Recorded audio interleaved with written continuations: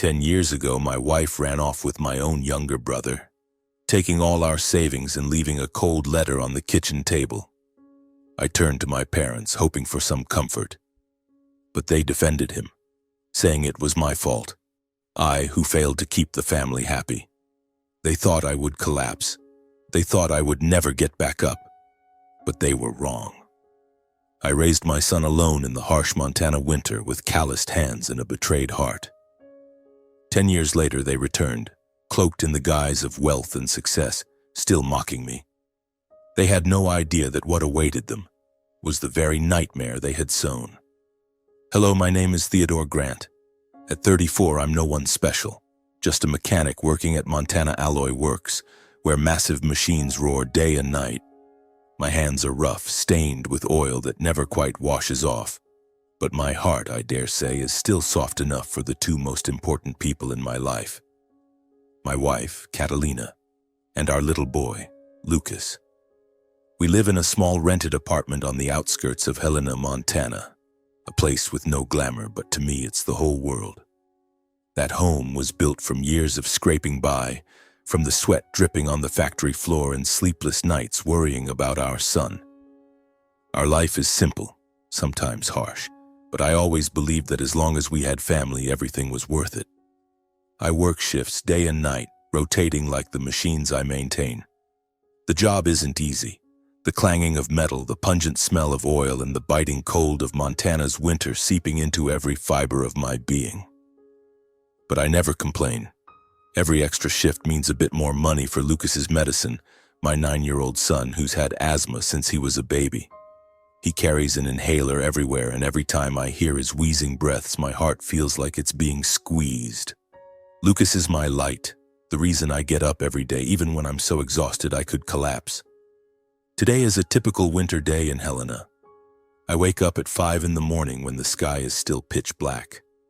Our small apartment sits quietly on a silent road where cold winds rattle the old window frames. I step out of the bedroom carefully, trying not to wake Catalina. She lies there, her brown hair spilling over the pillow, her eyes closed as if lost in a distant dream. Catalina, my wife, was once a passionate art teacher. She painted vibrant canvases, dreaming of gallery shows in big cities. But since Lucas got sick, she quit her job to care for him, her days now revolving around our small kitchen, his medications, and regular doctor visits. Sometimes when I look at her, I see her eyes drift somewhere else, as if searching for the person she used to be, back when she was young, free, and unbound by responsibility. Though life isn't easy, we're here, together like a team. But I know Catalina isn't always content. Some nights, when I come home late from a shift, I find her sitting alone in the living room, staring out the window with a distant look. I know she misses the old days, when she painted, hung out with friends, and lived in a big city full of lights. Helena, to her, sometimes feels like a cage. I try to make up for it, but I'm not a smooth talker. I only know how to work, bring home money, and hope that my love is enough to keep her here. I didn't know that just a few weeks later, everything would change, like a storm sweeping in, tearing away everything I thought would last forever. Everything began to change the day my younger brother Kyle showed up. He was 28, young and flashy like a misplaced pop star in the dreary town of Helena. Kyle had been living in Billings, where he bragged about lavish parties, wide connections, and grand dreams I could never quite understand. While I was a quiet mechanic, head down and working hard, Kyle was always dressed sharply, smooth-talking, and had a way of drawing everyone's attention. But this time, when he knocked on my door on a freezing winter afternoon, I saw a different Kyle. His eyes were still bright, but there was a weariness to them, as if his glamorous aura had been worn thin. "Ted, my man!"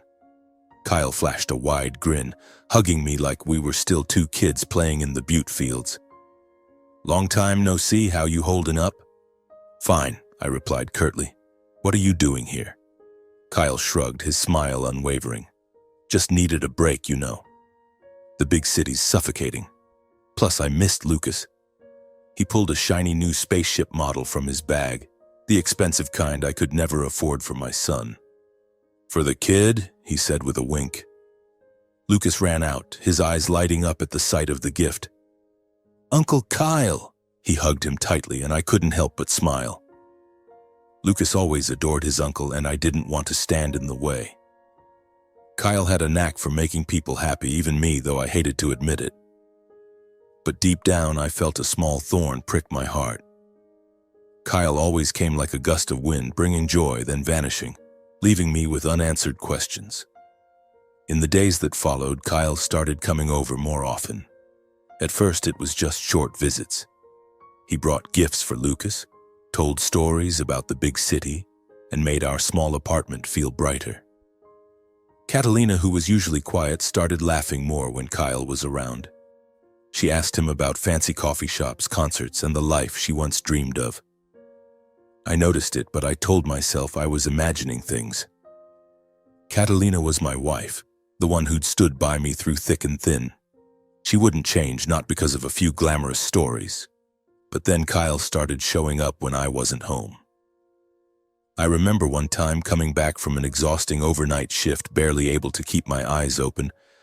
I found him in our living room, chatting and laughing with Catalina.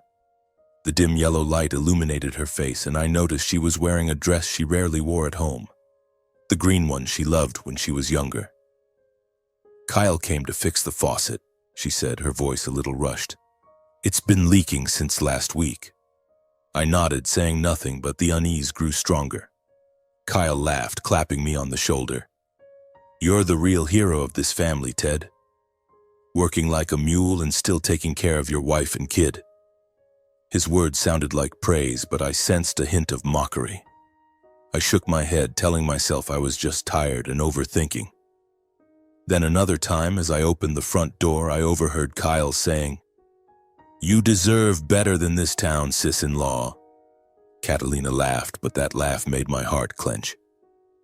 In the weeks that followed, things slowly shifted. Catalina started paying more attention to her appearance. She bought new lipstick, something she hadn't used since she stopped teaching. She'd stare at her phone, lost in thought, then quickly hide it when I walked in. Once I heard her giggling in the living room, her voice soft in a way I thought was reserved for me. I asked her, trying to keep my tone calm, "You okay, Kat?" She looked at me, her eyes flickering with unease. "I'm fine, honey. Just a funny text from a friend." But I knew it wasn't true. I saw the distance in the way she avoided my gaze, the way she spoke less when we were together. Our dinners, once a time for the family to gather, grew quiet. Lucas still chattered about school, but Catalina only nodded, her mind elsewhere. I'm not good with words. I don't know how to say sweet things like Kyle, don't know how to make Catalina laugh like he does. I only know how to work, bring home money, and hope my love is enough to keep her. But small conflicts started piling up. One time, Lucas's medical bills were higher than expected, and I had to take on extra night shifts. Catalina sighed, her voice bitter. "You're always at the shop, Theodore. I'm here alone, handling everything." I wanted to explain, to say I was doing it all for Lucas, for her, but the words stuck in my throat. One evening, when I came home earlier than usual, I saw Kyle and Catalina on the sofa, sitting closer than they needed to. A bottle of wine sat on the table, something we rarely bought to save money. "Just some wine Kyle brought over," Catalina said, her voice slightly shaky. Kyle grinned, winking. "Just chilling, big bro. Life's too short." I nodded, but inside I was burning. I started noticing small things, the texts Catalina hid, the way she'd go out to run errands but come back with an unusually bright look in her eyes. I saw Kyle at our house too often, even when Lucas was already asleep. Whenever I asked, she had an excuse. Kyle fixed the lamp. Kyle helped Lucas with homework. But I'm not stupid. I felt the change, like a cold wind blowing through our home. Work got heavier. The long night shifts left me drained, but I couldn't stop. Lucas needed medicine, doctors, a father who wouldn't give up. But every night driving home under the pitch-black sky, I felt lonelier than ever. I started to doubt, not just Catalina, but Kyle, the brother I thought would never hurt me. Yet I kept those doubts to myself because I was afraid. Afraid that if I spoke them aloud, everything would shatter. Lucas was my only light. He stayed cheerful, still asking me about everything he was curious about. One night as I bathed him, he grabbed my hand, his voice soft. "Dad, is Mom happy?" She seemed sad a lot. I hugged him, not knowing how to answer. Inside, a storm was brewing, and I didn't know how to protect our home. The days that followed felt like walking through fog. At Montana Alloy Works, I buried myself in work, letting the roar of the machines drown out the doubts screaming in my head. But every time I came home, our small apartment no longer felt like a home. It was like a stage where Catalina played the role of a devoted wife, but her eyes had changed, distant, as if she were in a place I couldn't reach. I tried to hold on. I asked her about her day, suggested we take walks like we did when we were newlyweds, but she only gave me faint smiles, saying she was busy, that Lucas needed her. I wanted to believe her, wanted to believe everything was fine, but my heart kept sounding alarms. Kyle kept coming over, bringing shiny gifts and stories that made Lucas light up with laughter. But I noticed the way he looked at Catalina, the way she returned smiles that she used to give me. I told myself I was imagining it, that our love was strong enough to overcome any doubts. But every night, lying in bed, listening to Lucas's steady breathing from the next room, I felt a growing void between me and her. Then one afternoon, everything crumbled. That day, my shift was canceled because a major machine at the shop broke down and management sent us home early for repairs. I drove back, relieved at the rare chance to spend time with Lucas and Catalina earlier than usual. The cold of Helena seeped through my jacket, but I didn't care. I thought about sitting by the fire, listening to Lucas talk about his school stories. I opened the door, stepped inside, and my world shattered. Under the dim yellow light of the living room, I saw them. Catalina and Kyle sitting close on the sofa, her hand resting on his, their eyes locked as if no one else existed. An open bottle of wine sat on the table, 2 glasses glinting with red. Their laughter died as I walked in. Catalina flinched, her face paling, while Kyle just looked at me, a flicker of defiance in his eyes. You're back early?" Catalina stammered, jumping up, her hands fumbling to adjust her dress. I stood frozen, unable to speak. My heart pounded, not from anger, but from pain. A sharp, piercing pain, as if someone had stabbed me in the chest. Kyle smirked, a faint smile I'd never seen on him before. "What's wrong, big bro? You look like you've seen a ghost." "Get out," I said, my voice hoarse, almost a whisper. I didn't look at Kyle, only at Catalina, hoping for an explanation, a hint of remorse, anything I could cling to. But she just stood there, her eyes wavering between fear and defiance. Then she spoke, and each word was like a knife. "Don't act like you're the perfect husband, Theodore. You're never here. All you care about is work, your damn machines.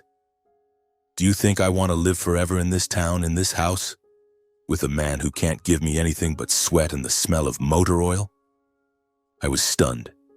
Those words, harsh and cold, tore apart every year we'd spent together. I wanted to scream, to tell her I did it all for her, for Lucas, for this family. But I couldn't. The words stuck in my throat, and I just stood there like a defeated man. Kyle stood up, patting my shoulder as if we were buddies. "Come on, Ted. Don't make a big deal out of it. Life's short."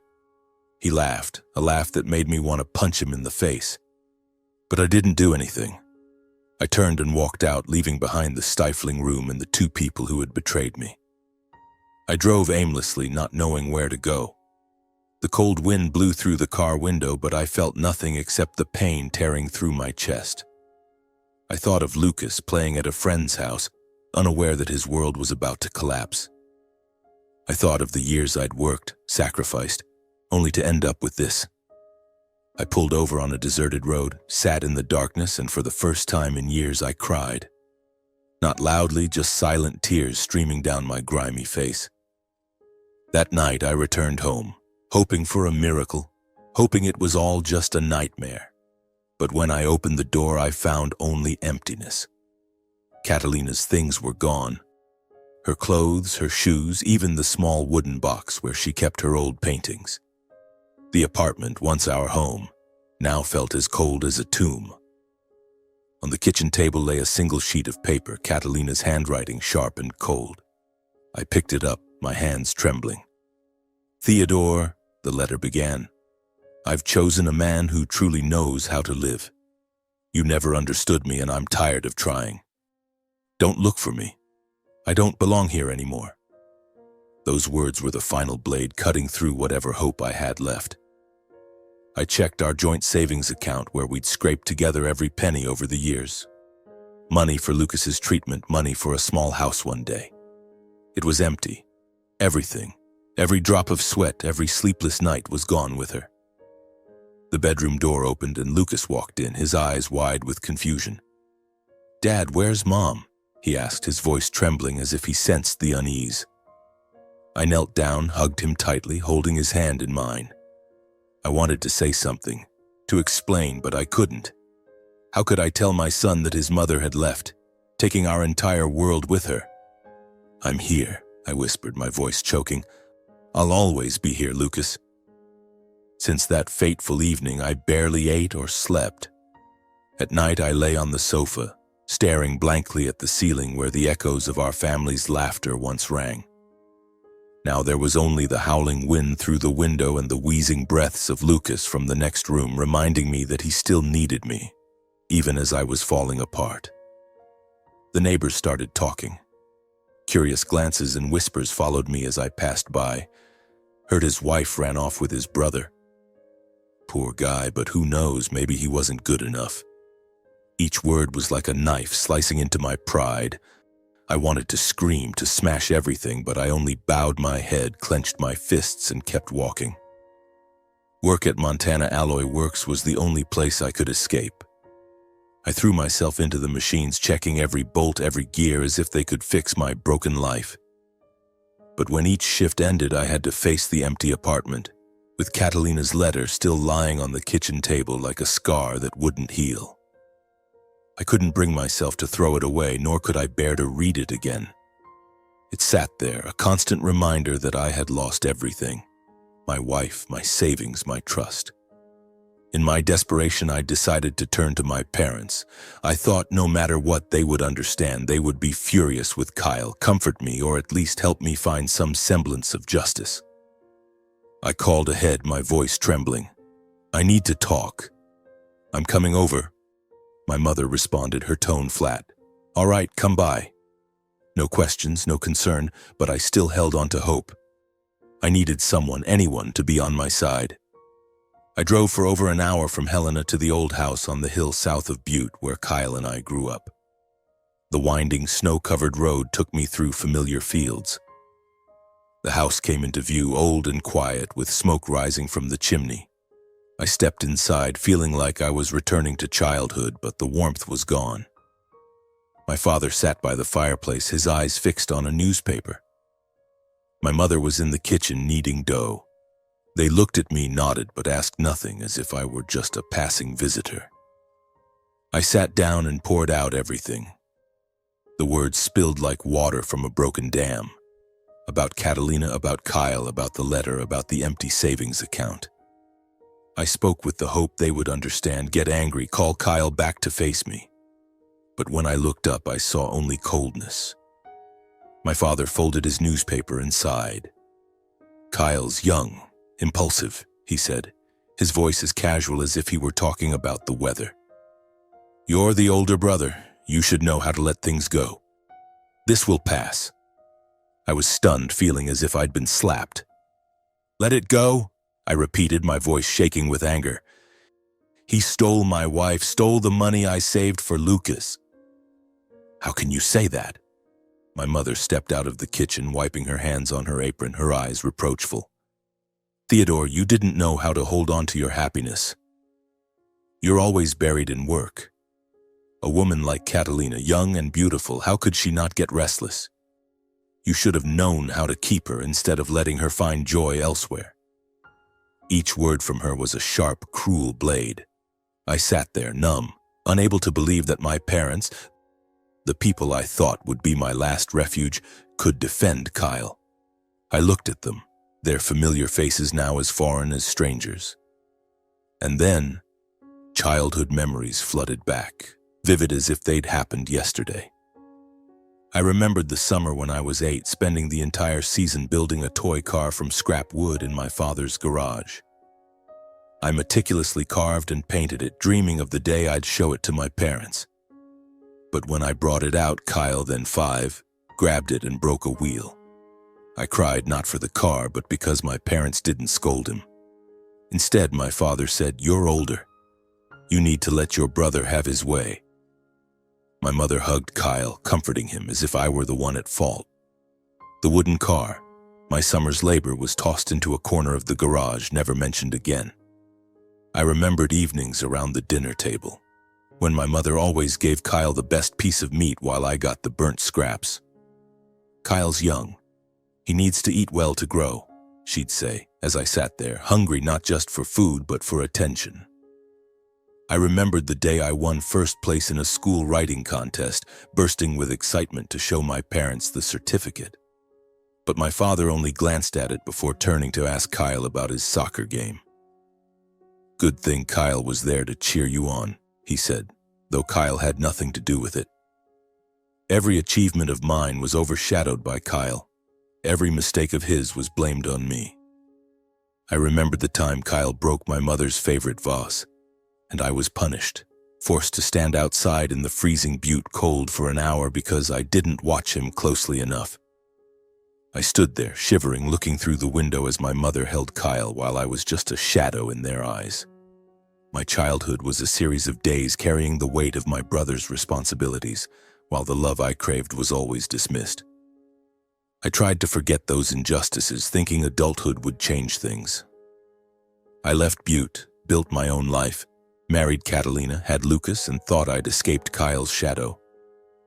But sitting before my parents now, I realized their favoritism had never faded. I was naive to think time would change them. I stood up, saying nothing more. My father looked at me, his eyes cold. "Don't make a big deal out of this, Theodore. Family means forgiveness." I didn't respond, just turned and walked out. The cold wind stung my face, but I felt nothing but emptiness. The old house on the hill, once a place of childhood memories, was now a stranger's home, a place I no longer belonged. I drove back to Helena, my mind in turmoil. But when I opened the apartment door, Lucas ran to me, hugging me tightly. "Dad's back," he cheered, his eyes lighting up as he pulled out an old medical book he'd borrowed from the library. "Dad, I read this about lungs. Did you know there's a way to help people with asthma breathe easier?" He spoke with enthusiasm, his voice full of life, as if his world still shone brightly. I knelt down, hugging him tightly, feeling the small beat of his heart. In that moment, I snapped awake. If the whole world turned its back on me, Catalina, Kyle, my parents, I still had Lucas. He was the only reason I could stand up, the only reason to keep living. "If the whole world turns away," I whispered to myself, "we'll lean on each other and survive." Time passed, and Lucas and I became two pieces of a shattered puzzle, trying to fit ourselves back together. The small apartment in Helena, once a home for 3, now held just the 2 of us. But I was determined to make it a sanctuary for us both. Every morning I woke up early, brewed coffee, made toast, and prepared breakfast for Lucas. Though only 9 years old, he was more mature than I'd expected. He stopped asking about his mother as if he knew the answer would hurt me. Instead, he held my hand, his eyes sparkling, and talked about things he'd read in an old medical book borrowed from the library. I smiled, ruffled his hair, and silently thanked him for keeping his light alive despite the darkness that had descended. Work at Montana Alloy Works remained my anchor, but now it was more than just a way to earn money. It was what kept me standing. I worked hard, checking every machine detail, trying to finish shifts early to get back to Lucas. But night shifts were still a haunting necessity. I couldn't leave him alone, so I relied on Mrs. Harriet, the kind neighbor with silver hair and a warm smile who lived next door. She was always willing to watch Lucas when I had to work late. "He's a good boy, Theodore," she said, her eyes full of empathy. "He'll be fine, and so will you." I nodded, thanked her, but deep down I knew I wasn't fine. Not yet. Lucas, as Mrs. Harriet said, was a special boy. He was well-mannered, polite, and more independent than his peers. He started tidying the house, folding clothes, and even making simple meals like egg sandwiches when I came home late. One time I found him standing on a chair, carefully frying eggs in the kitchen, his mother's oversized apron hanging loosely on him. "I made this for you, Dad," he said, his voice full of pride. I sat down, ate the slightly burnt sandwich, and felt my eyes sting. My little boy, so young, was trying to fill the void his mother left behind. Seeing Lucas grow up, I decided to cut back on night shifts, even if it meant less income. I didn't want him to grow up lonely the way I had in the shadow of favoritism. I spent more time with him, reading medical books together, listening to him talk about the wonders of the human body. "Dad, I want to be a doctor when I grow up," he said once, his eyes shining. I hugged him, a mix of pride and pain swelling in my chest. My fragile boy, always carrying his inhaler, was dreaming of saving others. Our life wasn't easy, but it had moments of warmth. In the evenings, we sat by the fireplace, doing homework or reading together. Lucas loved asking about how the body worked, and I, though no expert, answered with what I'd learned from him. "Dad, lungs are like machines, right?" he asked, and I laughed, nodded, thinking this boy would go further than I ever dreamed. But life wasn't always calm. Lucas's asthma remained a looming shadow. One winter afternoon while I was at work, my phone rang. It was Lucas's teacher, her voice trembling. "Mr. Grant, Lucas is having a severe breathing attack. He's been taken to the hospital."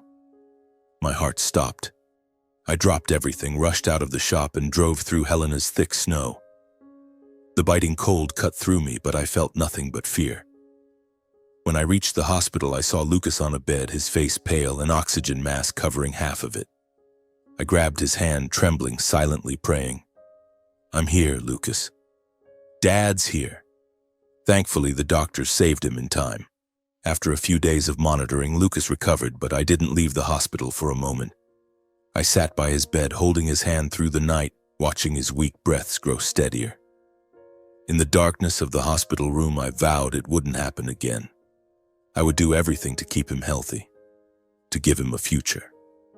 As time passed, Lucas grew stronger with proper treatment and a healthier lifestyle. He became active and sociable, a far cry from the frail boy of years past.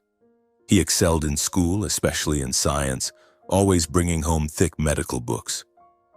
"I want to help people who struggle to breathe like I used to," he said, his voice firm as if it were his life's mission. I looked at him, filled with pride, but also a pang of pain, remembering the hardships he'd overcome. As for me, I slowly found my rhythm again. Thanks to my diligence, skill, and sense of responsibility, I was promoted to technical supervisor at Montana Alloy Works. The new job gave me a steadier income and more flexible hours. I no longer had to work endless night shifts, and I started saving for a small house, no longer a cramped rented apartment. The day we moved into our new home, Lucas ran around the yard laughing brightly. "Dad, is this really our house?" he asked, and I nodded, feeling a bit of light return to my life.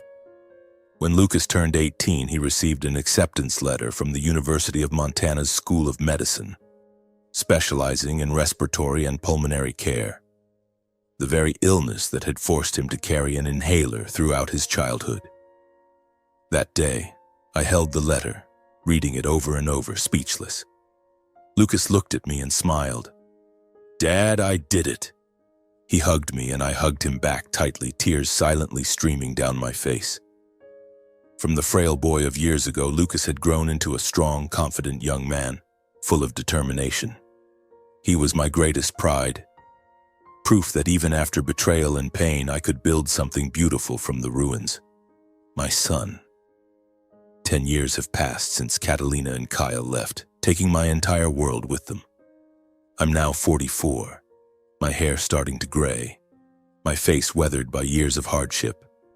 But I stand here, calm and seasoned, in the small house Lucas and I built together in Helena. Our life is no longer shrouded in darkness. I still work at Montana Alloy Works with a steadier schedule and enough money to support Lucas through college. Our modest home, though not luxurious, is filled with laughter and evenings spent reading together, debating medical topics, or simply sitting by the fireplace, listening to the autumn wind whisper outside the window. Lucas, now 19, is a freshman in the medical program at the University of Montana. Tall and mature, with bright eyes and a smile that melts away all my fatigue. He's not just my son, but my closest friend.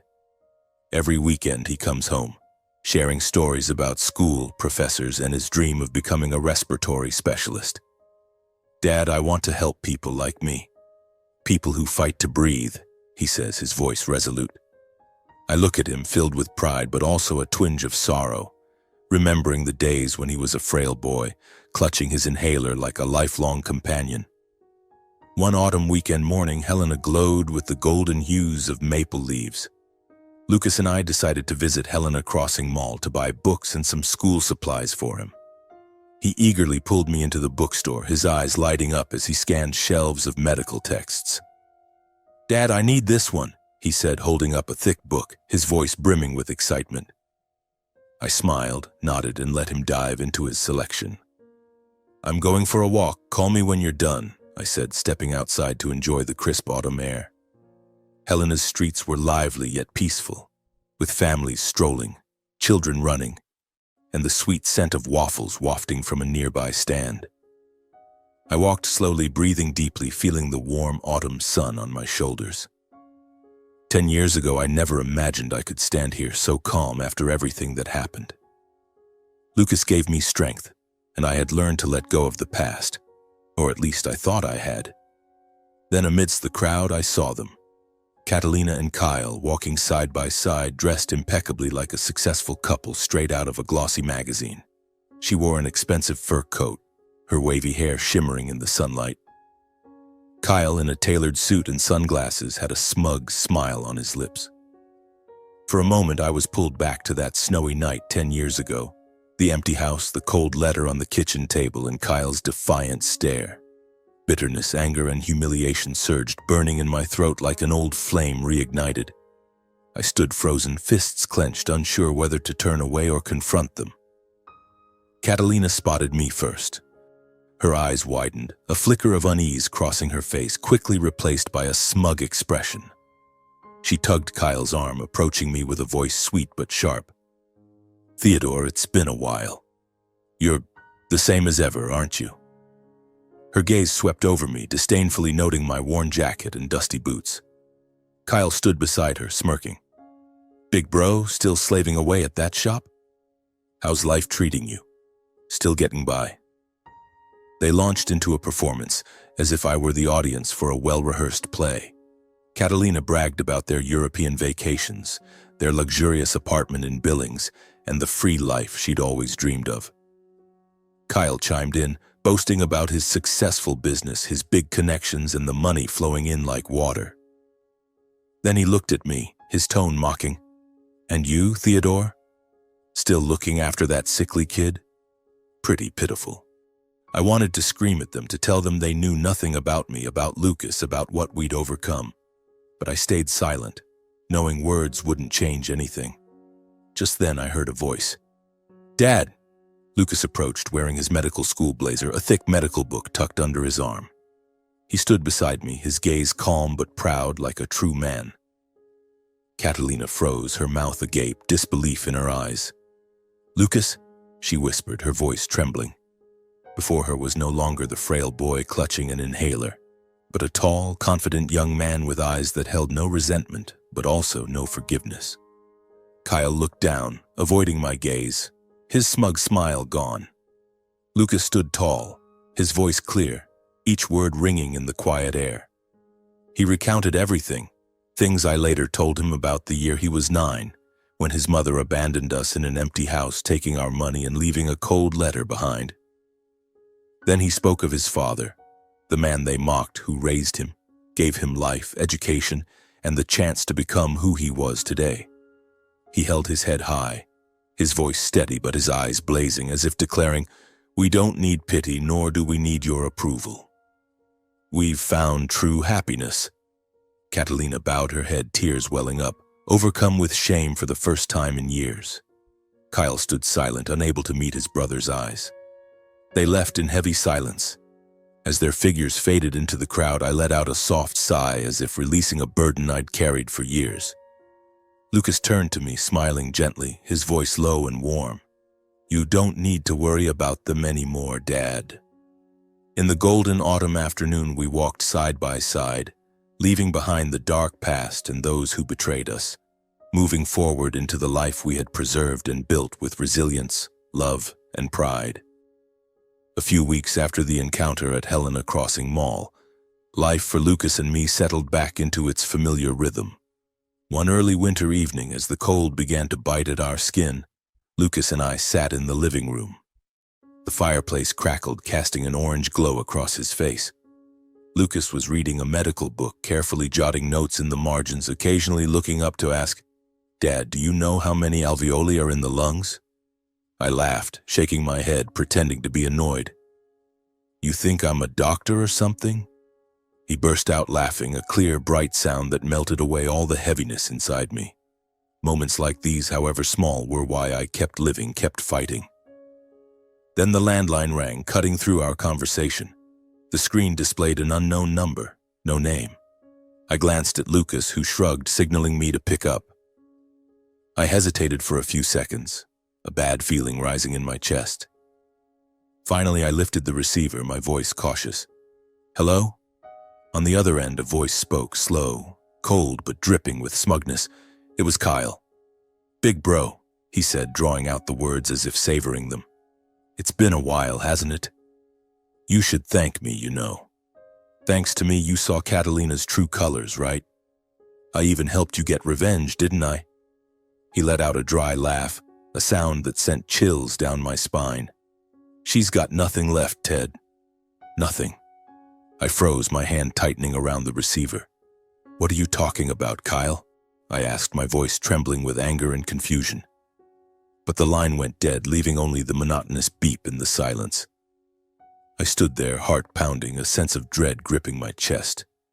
Lucas looked at me, his eyes worried. "Dad, who was that?" I shook my head, unable to answer because I didn't understand what was happening myself. Minutes later, a frantic knock echoed at the door, urgent and desperate. I walked over, opened it, and froze. There stood Catalina. Gone was the poised, glamorous woman I'd seen at the mall. She was haggard, her hair disheveled, dark circles under her eyes, her face gaunt as if life had drained her dry. Her thin coat was torn at the shoulder, her shoes caked with mud, and her eyes, once sharp and cold, now held only desperation. Despite the resentment still burning inside me, I couldn't leave her standing in the cold. "Come in," I said, my voice hoarse, opening the door wider. Lucas stepped out from the living room, standing silently behind me, his gaze cold but not scornful, as if he'd prepared for this moment.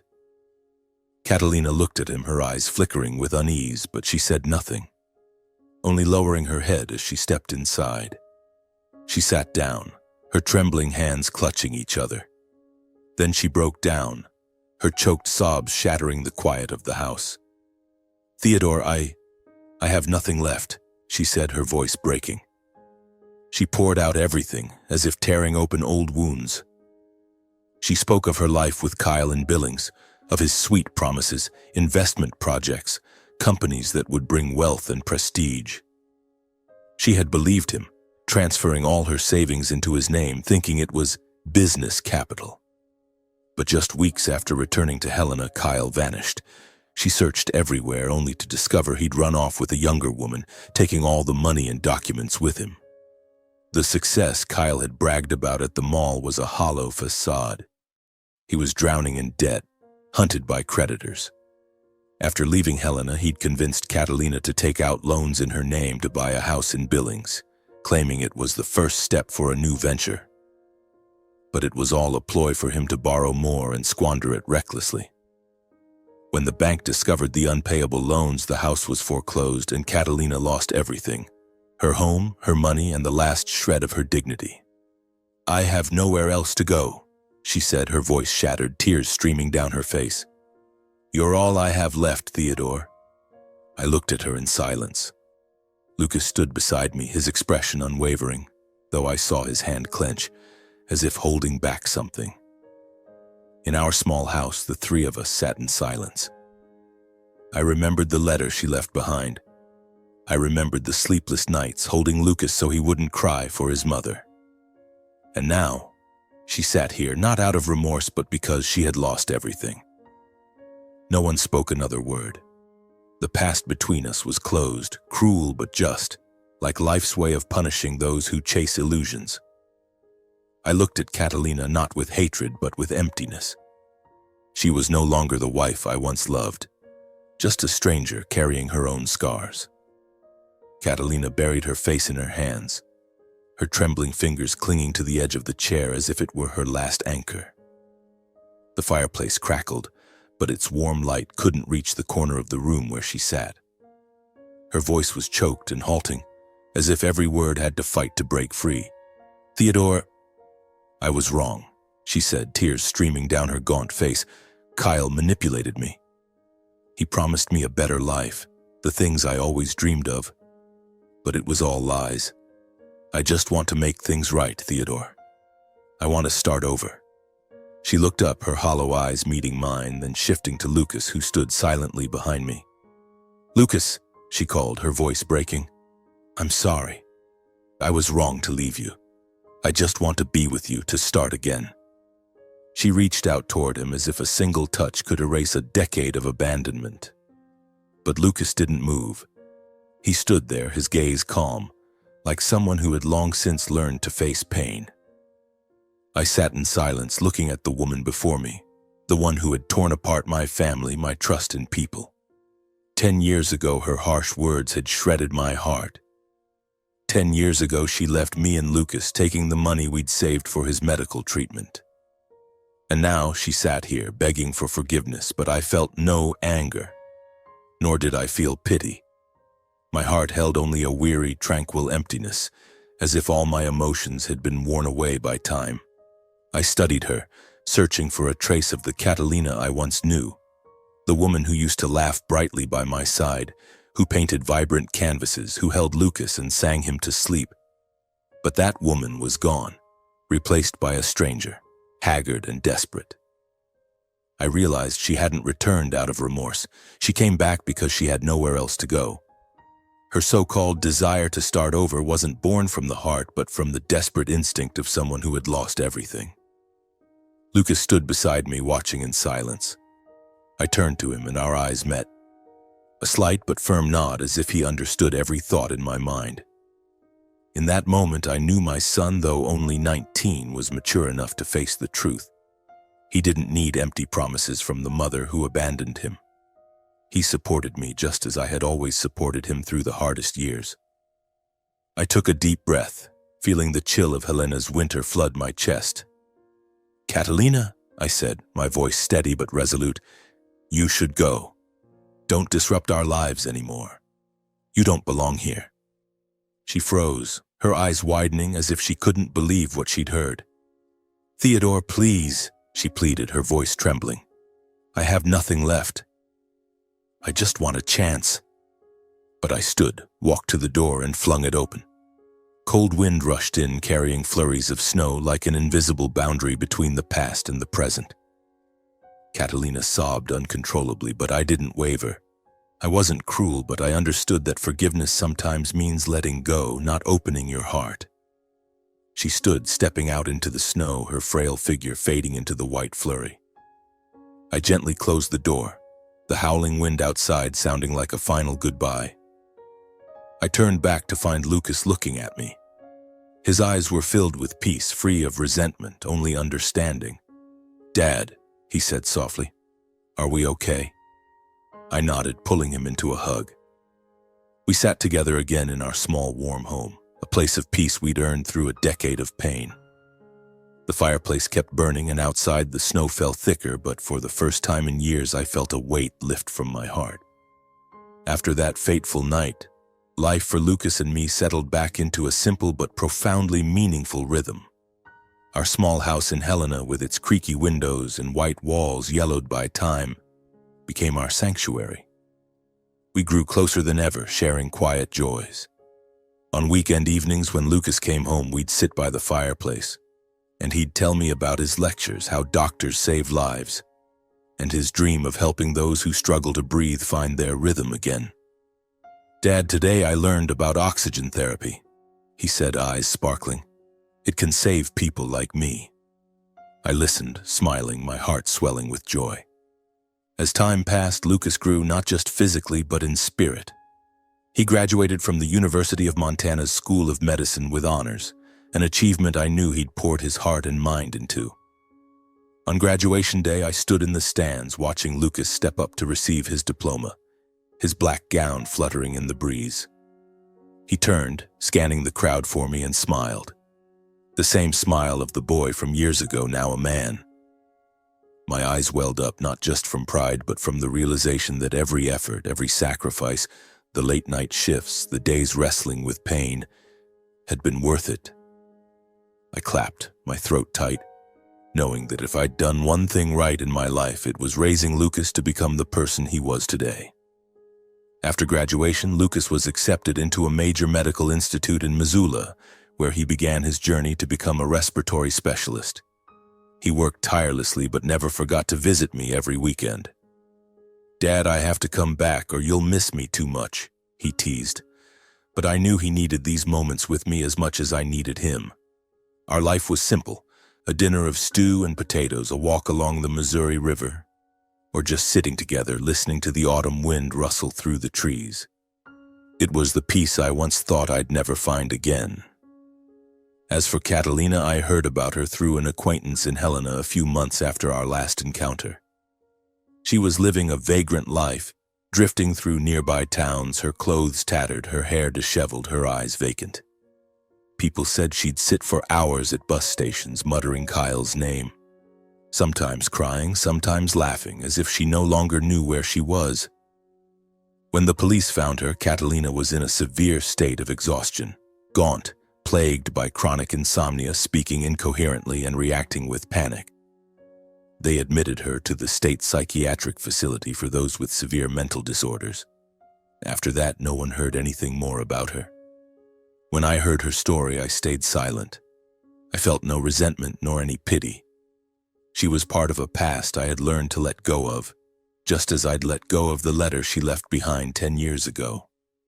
My parents, now old and frail, lived alone in their old house in Butte. After Kyle vanished, taking their illusions with him, they finally saw their blindness. Once my mother called, her voice trembling. "Theodore, I'm sorry." I didn't know Kyle would do that, but I only replied briefly, politely but distant. "I'm fine, don't worry." I no longer held grudges or wanted to dig up old wounds. I just wanted peace for me and Lucas. I called to check on them occasionally, but our conversations were short. More duty than affection. Our life, Lucas's and mine, though imperfect, was everything I needed. Each morning I opened the window, watching snow fall gently on the yard, and thought about the journey we'd been through. Lucas, once a frail boy with an inhaler, was now a young doctor with a mission to save lives. And I, a man who once lost everything, stood here with a home and a son who was my greatest pride. We had weathered the storm, not by seeking revenge or clinging to the past, but through love and resilience. Now, at 50, I live a quiet but fulfilling life in our small house in Helena. My hair has grayed more, my face etched with a few more wrinkles from years of hardship, but my eyes, I dare say, still hold a spark. The spark of a man who has rediscovered himself. Each morning I brew a cup of coffee, open the window, and let Montana's chill flood in, carrying the scent of snow and pine. I sit on the porch watching the first light of day filter through the trees and feel a stillness in my heart. Life is no longer noisy or bitter, only peaceful. A peace I traded my youth to find. Lucas, now a young doctor in Missoula, still comes home every weekend. He walks in, tall in his long coat, bringing stories of patients, surgeries, and people he's helped reclaim their breath. "Dad, this week I met a patient with asthma like I used to have," he says, his voice brimming with passion. "I helped him, Dad. I think